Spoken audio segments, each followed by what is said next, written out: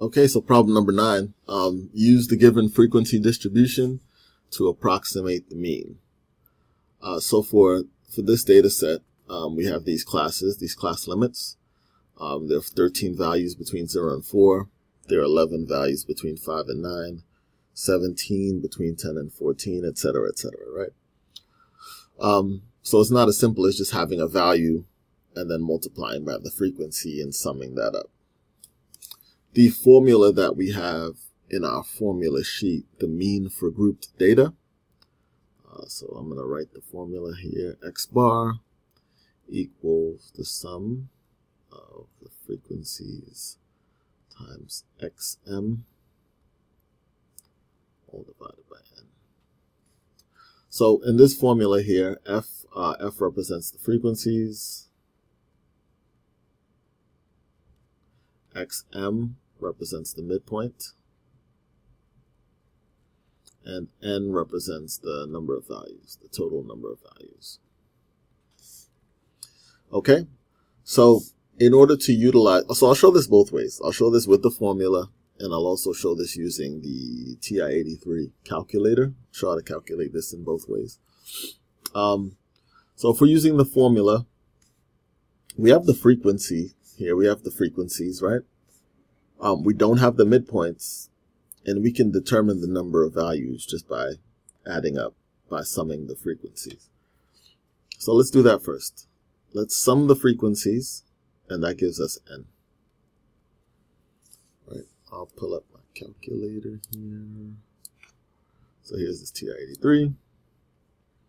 So let's add these values. So we have 13 plus 11. Okay, I'll just have to click this. Plus 17, plus 15, plus 12. Sum is 68.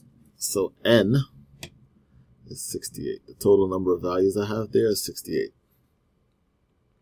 I'm going to extend this table a little bit. Now I'll calculate the midpoint of each of these intervals. The midpoint of each of these class limits, right?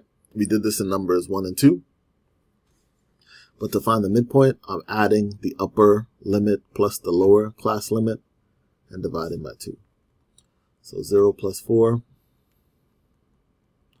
equals 4, divided by 2 is 2. 5 plus 9 is 14, divided by 2 is 7. 10 plus 14, 24, divided by 2 is 12. 15 plus 19, what's that, 34, divided by 2 is 17. You can kind of see the pattern. 20 plus 24 is 44, divided by 2 is 22. Those are my midpoints, 2, 7, 12, 17, 22. Okay, so what the formula asks for is not just the midpoints, but they want the frequency times the midpoint, and then they want you to add that up. They want the sum of that. So let's calculate that next. Again, the frequency times the midpoint. Frequency times its respective midpoint.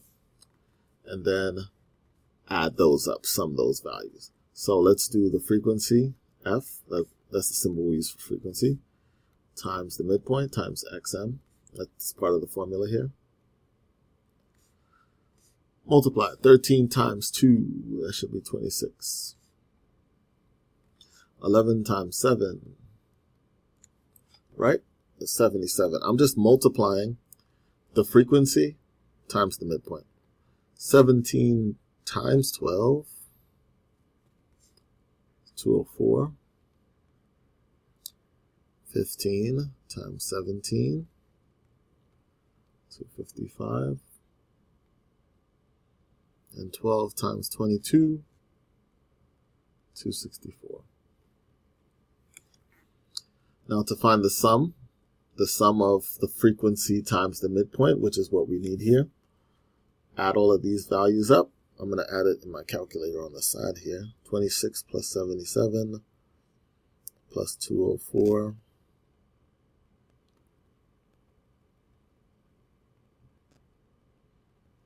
plus 255 plus 264. I got 826. You'll check my math there. So again, if I'm using the formula, the mean, x bar, is the sum of the frequency times the midpoint divided by n. And I wrote m. I don't know why I wrote m, but I did. So x bar. So we've got the sum of the frequency times the midpoint, 826, divided by n, which is 68. Let's pull my calculator back up here. So we have 826 divided by 68, 12.14, and that is my average. 12.1, sorry. 12.1.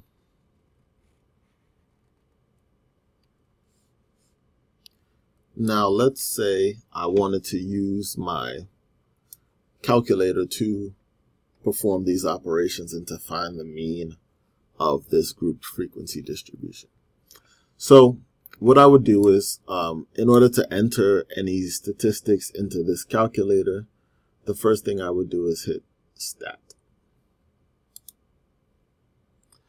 I'm inputting statistics, so edit is the option that I'm going for. So stat, then edit.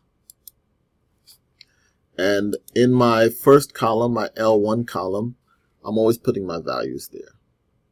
In this case, when we have this grouped frequency distribution, the values will be the midpoints. Essentially what I'm saying is, instead of 13 values being between 0 and 4, I'm saying, okay, 13 values. I'm saying we have 13 twos as a kind of average. This is why this is an approximation of the mean. I have 11 sevens, 17 12s. Even though the values are from 10 to 14, I'm just using 12 as an average. I have 17 12s. I have 15 17s. I have 12 22s. So those are my values. 2 is my first, 7 is my second, 12, 17, 22. Those are my values. In my L2 column, I'm putting my frequencies. I'm putting how many. So I've got 13 twos, 11 sevens, 17 12s, 15 17s, 12 22s. So they match up. Right, my midpoints in L1, my frequencies in L2. So now I go back to statistics, the stat menu. Now I want to calculate something. So I go over to calc, and we're doing one variable statistics, just one midpoint, one X value. Okay. So once I hit one variable stats, now I have to tell the calculator that my data was in L1, and I have frequencies in L2. Otherwise, it'll just use the data in L1 and we'll forget about L2. So I'll tell the calculator, second, L1, see L1 right there in L2? See them there, the yellow? So I'll tell it L1, where my data is, comma, L2, where my frequencies are. So one variable stats, L1, comma, L2. Hit enter, and there's my readout. It gives me the mean, 12.147, which is what we had. It gives me the sum of the values, how many values I have, 8. The sum of the midpoints, the sum of the values, 826. Sum of the values squared, which we can use to find the standard deviation and the variance. It gives us the sample standard deviation, population standard deviation, n, the total number of values, and then it gives us this 5-number summary here. Smallest value, first quartile, median, third quartile, maximum value. So this one variable statistics calculation gives us all of that information about this data set.